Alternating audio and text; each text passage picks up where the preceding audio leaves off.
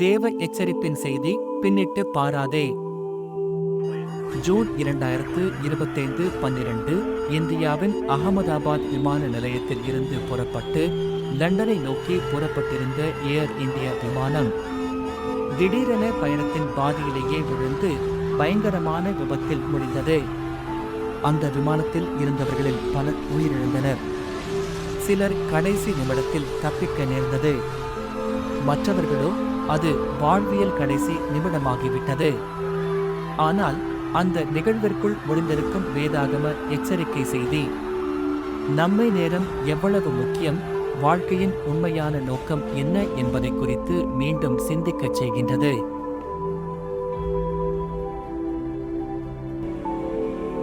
இந்நிகழ்வு உணர்த்தும் 4 முக்கியமான உண்மைகளையும் மிக முக்கியமான வாழ்க்கை பாடத்தையும் வேதாகம அடிப்படையில் காண்போம்.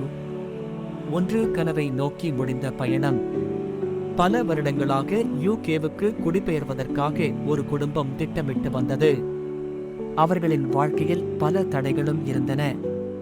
பண்புகள், பொறுப்புகள், தாமதங்கள், இவை அனைத்தும் அவர்களது கனவை காலம் கடந்துவிடச் செய்தன.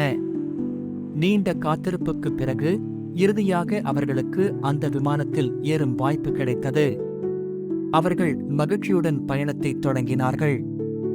ஆனால் அந்த விமானம் அவர்கள் கனவுகளை கடந்து இலக்கை அடையாமல் பயங்கர விபத்தில் முடிவடைந்தது. யாக்கோபு 4:14 நாளைக்கு நடப்பது உங்களுக்கு தெரியாதே.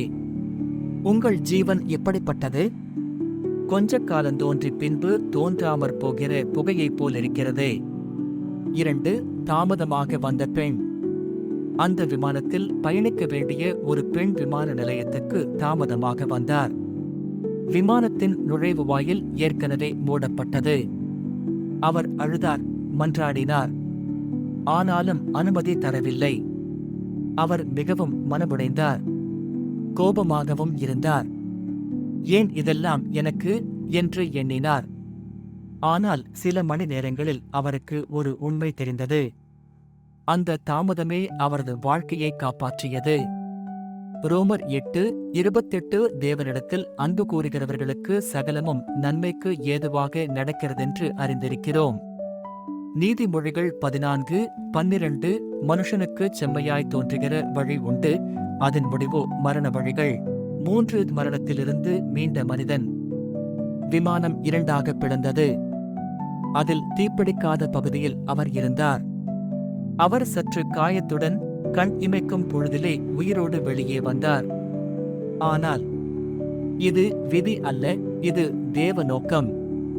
பிரசங்கி 3:1-2 ஒவ்வொன்றிற்கும் ஒவ்வொரு காலமுண்டு, பிறக்க ஒரு காலமுண்டு, இறக்க ஒரு காலமுண்டு.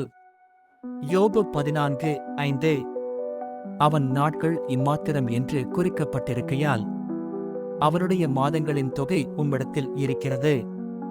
அவன் கடந்து போகக்கூடாத எல்லையை அவனுக்கு ஏற்படுத்தினீர். 4 முடிவின் எல்லையில் இருந்தவர்கள். சிலர் கனவுகளோடு சென்றார்கள். வாழ்க்கை முழுவதும் கனவுகளை சுமந்து சென்றவர்கள். நல்ல எதிர்காலத்தை திட்டமிட்டவர்கள்.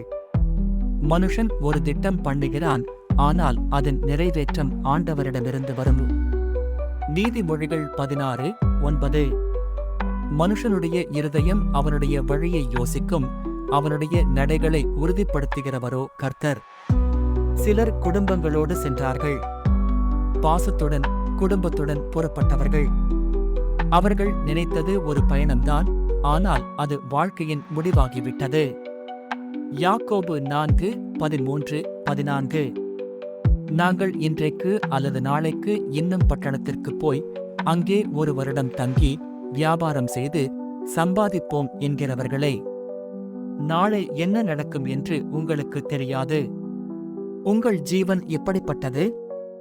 அது கொஞ்ச காலம் தோன்றி பின்பு மறையும் புகையைப் போல இருக்கிறது.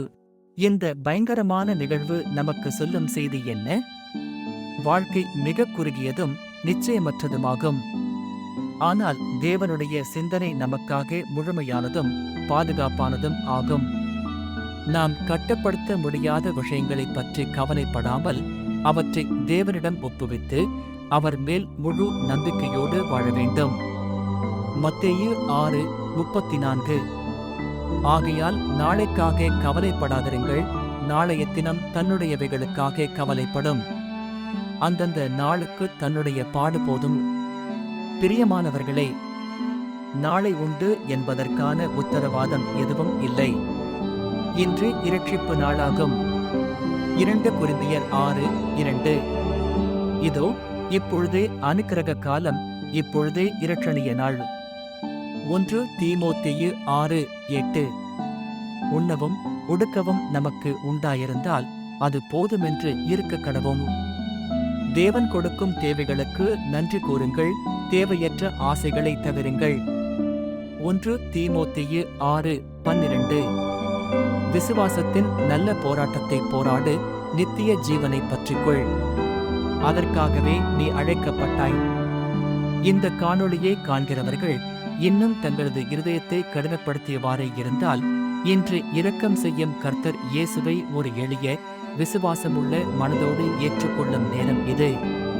தங்களுடைய பாவங்களை உணர்ந்து அதை ஆண்டவரிடம் அறிக்கையிட்டு மனந்திரும்பி இயேசுவை தங்கள் இரட்சகராக ஏற்றுக்கொண்டு ஒரு புதிய வாழ்க்கையை தொடங்குங்கள். இன்று உங்கள் தீர்மான நாள் ஆகட்டும். 2 கொரிந்தியர் 6:2. இன்று இரட்சிப்பு நாளாகும். உங்கள் வாழ்க்கையின் பயணத்தில் நித்திய நோக்கத்தை நோக்கி சந்தோஷமாய், உண்மையாய், விசுவாசமாய் ஓடுங்கள்.